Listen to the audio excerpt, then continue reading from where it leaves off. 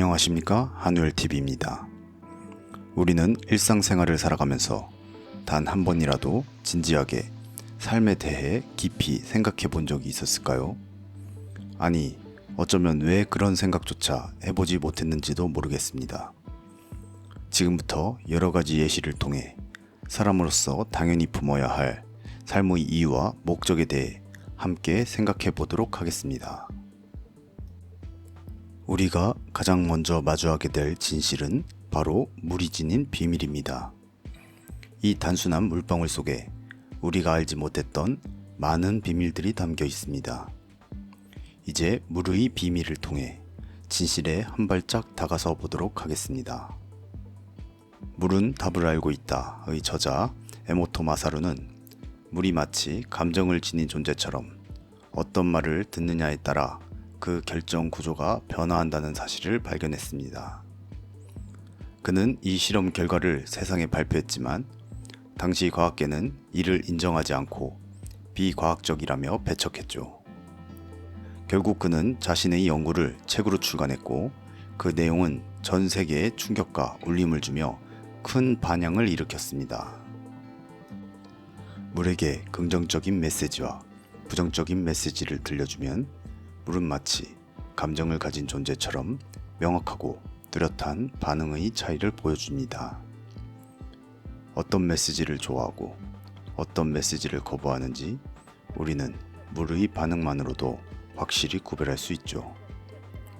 이를 보고 어떤 사람들은 말합니다. 이건 사람이 말할 때 나오는 파장 때문이라고요. 하지만 정말 그것만으로 이 현상을 모두 설명할 수 있을까요? 물에게 글을 보여주었습니다.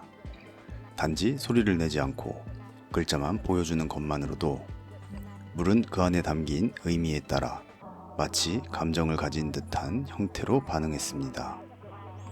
말도 소리도 없었습니다.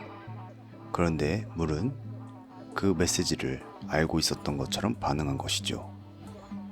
그렇다면 여기서 우리가 진짜로 생각해 봐야 할 것은 무엇일까요? 물은 세계 어떤 언어로 쓰인 단어를 보여주어도 그 말이 긍정적인 에너지를 담고 있는지 혹은 부정적인 의도를 품고 있는지 정확히 구별해냈습니다. 언어란 결국 사람들끼리 만든 약속일 뿐입니다. 우리는 단어를 정하고 의미를 부여할 때 물에게 그 뜻을 설명하거나 허락을 구한 적이 한 번도 없습니다. 그럼에도 불구하고 물은 그 말의 뜻을 정확히 이해하는 듯 반응하고 있습니다. 예를 들어 사랑해라는 말은 인간들끼리 긍정적인 의미로 사용하기로 약속한 소리와 문자 조합일 뿐입니다. 그런데 우리가 이 단어를 만들 때 물과 상의한 적은 없지 않나요? 그렇다면 어떻게 물은 이 단어가 긍정적인 의미를 담고 있는지 알아차릴 수 있었던 걸까요? 물의 반응을 들여다보면 우리가 살아가는 이 현실 세계가 생각보다 훨씬 더 정교하고 파동적으로 구성된 하나의 진동장임을 깨닫게 됩니다. 그런데 왜 물은 특정한 말과 감정에 반응했을까요?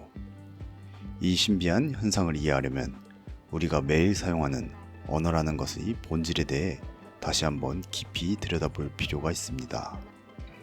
언어는 단지 의사소통의 도구일까요? 아니면 의식을 전송하는 파동의 매개체일까요?